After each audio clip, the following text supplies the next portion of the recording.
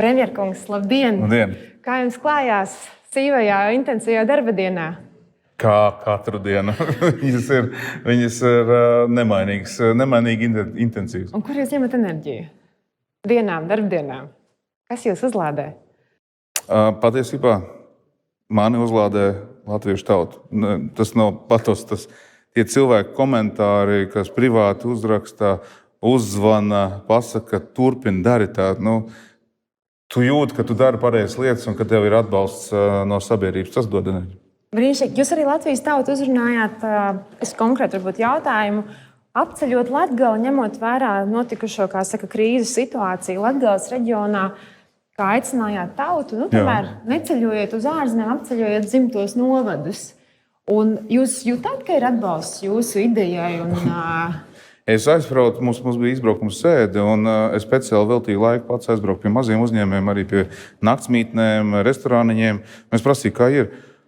Viņi teica, jā, ļoti slikti, bet atbilde bija, bet jūsu uzsaukums arī valdības locekļi un prezidentkungs arī tāpatās, kad esot atspaids un esot tāds vilnis pozitīvs panākts. Jo tā problēma, kas izrādās, man šķita, ka tie nebraucēji jau ir ārzemnieki. Bet izrādījās, ka 8% no tiem, kas atceļ braukšanas vai no naktsmītnēm, ir mūsu paši latvieši. Nobijās. Jā.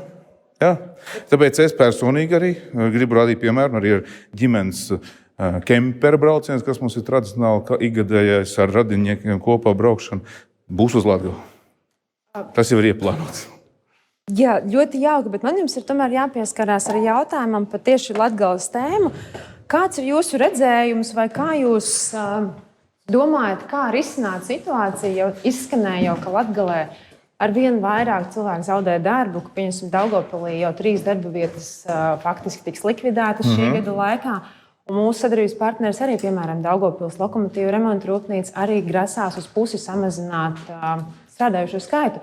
Tas nozīmē, ka mūsu drošība kaut kādā mērā sākas jau tomēr ar sociālo stabilitāti. Pilnīgi precīzi. Mēs šo reģionu atbalstīsim. Tā ir problēma. Tā ir problēma ne tikai visā Eiropā, austrumu flangā. Problēma, ka pie šī ģeopolitikas un apdraudējuma ir nedrošība. Nedrošība nozīmē, cilvēki baidās par nākotni, neinvestē, investori negrib to darīt.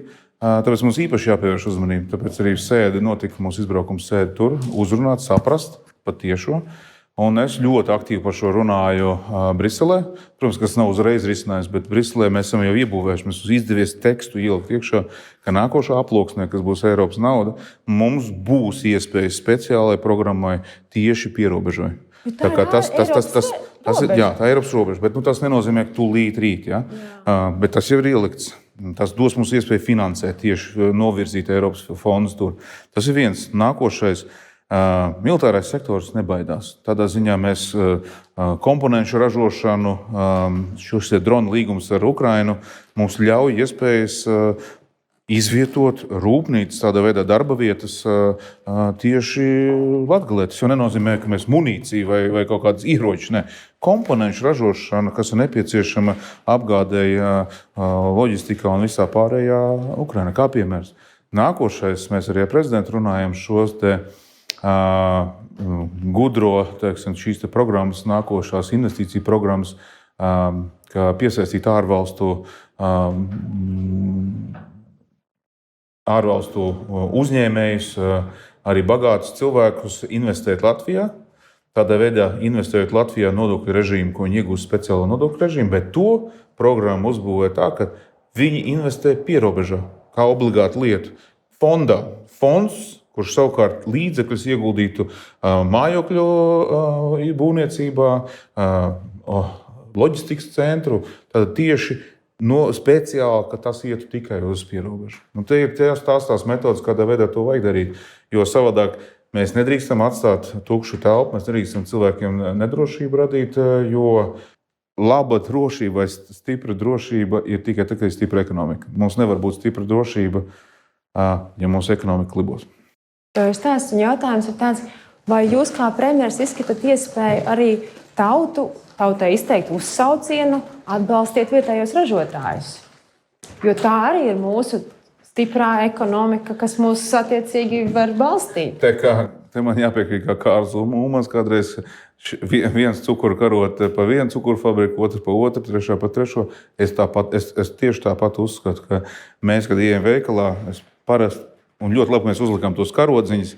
Tagad tu vari redzēt, kur ir izcelsme, ka tas ātri te var pateikt. Es mēģinu, ja arī dārgāks ir, es ņemu un pērku latviešu produktu, tāpēc, ka es zinu, ja es to darīšu, mans kaimiņš nopelnīs, man kaimiņam būs labāk, Latvijas valstī būs labāk, mums nodokļi nāks, mums varēsim nodokļus tot apakaļ pensijās, veselībā un citur.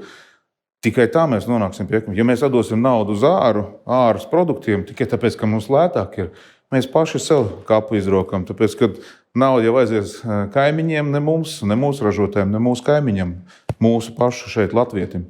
Tāpēc tas piemērs ir jārada gan ceļošanā, varbūt neizvēlamies ārzemes, bet apceļojam savu vietu, tāpat arī uzņēmēju un produkcijā. Atbalstam vietējos, atbalstam savējos, atbalstam savu ražošanu un esam draudzīgi viens ar otru, un tad mūsu tautsaimniecība arī zels un plauks. Paldies jums par šo ekspresu interviju, bija ļoti patīkami, lai jums izdodas turēties.